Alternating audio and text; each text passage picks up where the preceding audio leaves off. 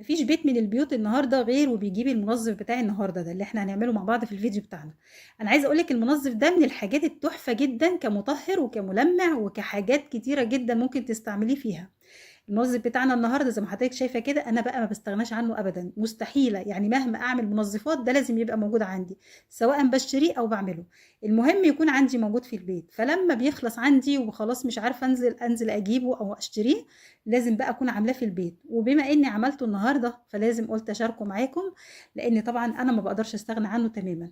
فطبعا كسلت انزل اشتريه فعملته كده في البيت، وطبعا استعمالاته زي ما حضرتك شايفه كده، مخلي كده حوض المواعين ما شاء الله بيبرق. وطبعا برضو في الحمامات اللي هو بالنسبة للتواليت او للحوض بتاع الحمام، اللهم بارك بيخليه في حتة تانية. طبعا انا عايزه اقول لك بقى لست البيت العاديه خالص اللي هي بصي ملهاش في الخلطات وملهاش في اي حاجه. ده سهل جدا، يعني انا عايزه اقول لك اسهل منه مفيش. عباره عن ايه؟ عن مكونين اتنين بتحطيهم ما شاء الله بيديكي نفس النتيجه اللي احنا بنشتريه من بره، مع شوية بقى مسحوق مع شوية صابون مواعين، حاجات كده بتخلي الدنيا عندك زي الفل. ده غير انه مطهر في نفس الوقت، يعني هو اصلا معروف. ايه هو بقى اللي هنقول عليه النهاردة او المنظف اللي احنا بنعمله النهاردة؟ هو ماء الجافل او الكلور. الكلور يا جماعة مش الكلوروكس، احنا عملنا الكلوروكس قبل كده في فيديو سابق، ولكن النهاردة انا حبيت اعمل معاكم الكلور بطريقة سهلة، واللهم بارك نتيجته احلى من اللي بره بكتير جدا. وزي ما حضرتك شايفه كده القاعده بتاعت التواليت زي ما حضرتك شايفه كده، كانت مصفره. حطيت فيها شويه كده من اللي انا عملته اللي هو ماء الجافل. ما شاء الله اللهم بارك بيخلي التواليت بيبرق كده حرفيا، ما شاء الله هو قوته جامده جدا. التنظيف بتاعه عالي قوي، مع شويه بقى من المسحوق بتاع الغسيل العادي خالص. لو ست البيت العاديه اللي هي ملهاش في الخلطات ولا ليها في النظام ده خالص، هو الكلور او الماء الجافل مع شويه مسحوق بقى مواعين او مسحوق اللي هو بتاع الغسيل الغساله العاديه. واللهم بارك بيودي الاماكن عندك في حته تانية. ده غير بقى الاقوى من كل ده انه مطهر. تعالي كده نسمي الله ونصلي على رسولنا الكريم ونشوف وصفتنا النهارده او هنعمل ازاي ماء الجافل او الكلور. معايا كده لترين نزلت بيهم في البوله او الطبق اللي احنا حاطينه، وشلت منهم كده نص كوبايه. حطيت عليهم معلقه من ملح الليمون، وده اختياري انا، يعني ده اصلا مش بيبقى موجود في المكونات بتاعتنا، ولكن انا بحطه عشان التلميع كمان، يديني تلميع، يعني بدل كمان ما هيديني نظافه بس، لا ده هيديني كمان تلميع اقوى. فملح الليمون هنا اختياري، مش عايزه تحطيه ما تحطوهوش. نزلت على اللترين بتاع الميه دول بكوبايتين من الكلور اللي هو الخام. بتروحي كده لاي محل بتاع منظفات بتشتري منه نص لتر من الكلور الخام او ماء الجافل الخام. تمام.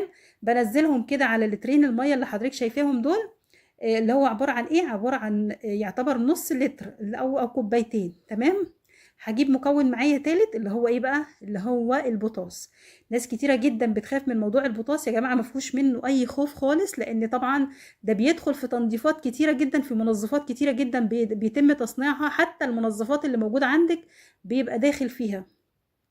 فعلامة الخوف يعني من البطاس، هو حضرتك انت ست مسؤولة في البيت، فلازم يكون عندك حرص كبير جدا من ناحية اي حاجة انت بتحطيها في بيتك، لان طبعا لو عندك اطفال بتبقي عارفة الاماكن اللي انت هتشيلي فيها الحاجة بعيد عن الاطفال او بعيد عن كذا، لان التعليقات دي جات لي.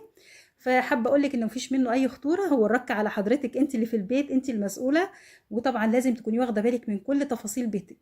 بتنزلي بكده بمعلقتين من البوتاس على كل لتر، معلقه واحده من البوتاس، وبتقلبيهم كويس على جنب الاول، وبعد كده بتنزلي على الميه اللي احنا عملناها. الميه دي عباره عن ايه؟ عليها كوبايتين من الكلور الخام، بتروحي لمحل المنظفات بتشتري منه نص لتر من الكلور الخام، وده بيبقى الماده الاساسيه بتاعتنا في الوصفه. تمام. وبتحطي عليهم لكل لتر معلقه واحده من البوتاس او صودا الكاويه، او هو مش الصودا الكاويه تحديدا بس احنا بنقولها تجاوزا، لكن هو اسمه الدوبيشار او حجر تسليك المجاري، وليه اسماء كتيره جدا في الدول العربيه، لكن احنا في مصر عارفينه باسم البوتاس.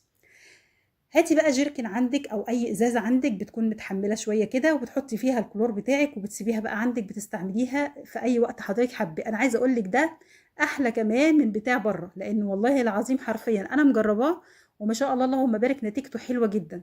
هتقولي لي وايه الغلبه اللي احنا هنعملها؟ لا والله ما غلبه، بالعكس انت بتعملي حاجه في بيتك بقى على اصولها زي ما بيقولوا. طبعا احنا بنشتري الكلور من بره ما فيهوش حته كمان ملح الليمون، هو اصلا الكلور بيبقى عباره عن ماده كده من اللي هي البودره، بتبقى اصلا مضروبه. يعني الناس اللي بتعمل المنظفات بقى في المحلات الكبيره والتصنيع اللي بيبقى في المصانع ده بيكون ليه طبعا منتجات بتاعتهم بيعملوا بيها، المواد الخام اللي هم بيشتغلوا بيها دي بتكون عندهم موجودة فبيشتغلوا عليها. انما احنا بنعمل ايه بقى من شوية الكلور الخام اللي احنا بنشتغل بيهم، بس بنعمل بيهم كمية اكبر. يعني انا الكوبايتين النهاردة عملت منهم لترين كبار جدا، فما شاء الله يعني بيدي نتيجة حلوة جدا واللهم بارك. معلقتين البوتاس كمان معاهم، ده التصنيع بتاع الكلور المنزلي الخام التحفة. اللي احنا زودناه ايه؟ زودناه بس معلقة ملح ليمون، لو حضرتك حابة انك تحطيه حطيه، مش حابة خلاص يبقى الموضوع منتهي. وما شاء الله بيديكي نتيجة حلوة جدا. بس انا حبيت احط ملح الليمون هنا لان ملح الليمون من الحاجات التحفة جدا في التلميع، بيبقى حلو جدا كمان في تلميع القاعدات بتاعة التواليت كمان، وفي البلاط واللهم بارك بيدي نتيجة روعة. كمان استعمالاته حضرتك عارفة ان هو من الحاجات المطهرة. يعني دايما احنا بنروح كده بنشتري الازايز بتاعة الكلور، بتلاقي تركيزها 99.9 مش عارف، انا عايزه اقول لك ده بقى نسبته عاليه جدا اللهم بارك. يعني انت حاطه كلور على بوتاس، فالموضوع ما شاء الله بيديني نتيجه حلوه جدا، بقى نتيجه هنا فوق الممتازه. طبعا انا هنا كمان حطيت منه على الارضيات، وده من الحاجات المهمه جدا يا بنات، انه ما ينفعش ابدا يكون عندك ارضيه تواليت، قصدي ارضيه الحمام، ما ينفعش ابدا انك انت ما تطهرهاش بالكلور، لان الكلور من الحاجات المطهره. قبل ما نتكلم ان هو منظف وبينظف وبيلمع وكل حاجه، ولكن هو في الاصل التطهير. واحسن حاجه بتطهر معاكي الارضيات في العموم هو الكلور، او في حاجات تانية طبعا، بس هو يعني هو بما انه ارخص حاجه، ويعني هو الحاجه الوحيده اللي بتبقى في متناول ايد الجميع، بيبقى الكلور. بصراحه انا بحبه جدا في التطهير وفي التنظيف، لانه مقوي يعني منظف حلو جدا لو تعرفي قيمته. ده ما ينفعش اصلا ما يكونش موجود عندك في البيت. وطبعا هتيجي عند ست البيت العاديه خالص اللي ملهاش في الخلطات ولا التركيبات، هتقولك هو اسهل حاجه ان انا اعملها ارش شويه كده في الارضيه او في التواليت او في ايا كان ما بنضف بيه، وما شاء الله بيخلي الدنيا زي الفل مع شويه صابون مواعين او مع شويه مسحوق، والدنيا بتبقى زي الفل. وزي ما حضرتك شايفه كده بيشيل الاصفرار برده بتاع التواليتات او بتاع الاحواض. وكمان انا بحب استعمله جدا في الحوض الاستانلس زي ما وريتك في بدايه الفيديو، من الحاجات الجميله جدا اللي بتخلي الحوض الاستانلس معاكي بيبرق حرفيا زي ما شفناه في البدايه كده، اللهم بارك بيخليه في حته تانية. وده كده بعد ما نضفنا وطهرنا وعملنا كل حاجه. وطبعا الحوض هنا كنت برضو بكمل لك تكمله الفيديو، لان ما شاء الله اللهم بارك انا من كتر ما انا بحب استعمله جدا ما بقدرش استغنى عنه تماما في اي حاجه موجوده في البيت. اترككم يا رب كده في رعايه من الله وحفظ وامن. وطبعا يا رب كده يكون الفيديو عجبكم وخفيف على قلوبكم، واشوفكم يا رب بخير وبخير. ربنا يسعدكم ويسعد قلوبكم، ويا رب كده دايما زي ما بتفرحوني بتعليقاتكم الجميله، ربنا يفرحكم في الدنيا وفي الاخره. ربنا يخليكم ليا احلى اخوات في الدنيا، وما تحرمش منكم ابدا، ولا من وجودكم ولا من كلامكم الجميل. ربنا يخليكم ليا احلى اخوات. واترككم في رعايه الله وامني، والسلام عليكم ورحمه الله وبركاته.